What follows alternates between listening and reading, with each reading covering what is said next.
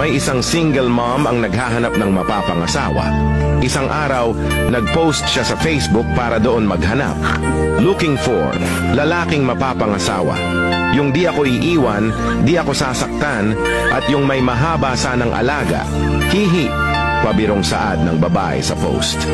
Kinabukasan, may nag-doorbell sa bahay ng babae. Pagbukas niya ng pinto ay may nakita siyang lalaking walang kamay, walang paa, at nakasakay sa wheelchair. Tinanong niya ito, "Magandang araw ho. Ano po sadya niyo?" Sumagot naman ang lalaki ng, "Nabasa ko yung post mo sa Facebook na naghahanap ka ng mapapangasawa. Pwedeng-pwede ako." Natawa lang ang babae dahil sa unang tingin pa lang ay bagsak na ito. Kaya tinanong niya ito ulit, "Seryoso ka ba? Sige nga. Meron ka ba ng mga hinahanap ko sa lalaki? Di mo ba ako sasaktan?" Sumagot naman ang lalaki ng, "Kita mo naman, wala akong mga kamay, kaya di kita masasaktan. Paano kung maging asawa na kita? Di mo ba ako iiwan?"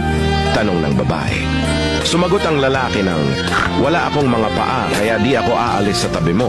Lagi lang tayong magkakasama." "Magaling," sambit ng babae. Mahabang ano? Meron ka bang mahabang alaga dyan?" Tanong ng babae.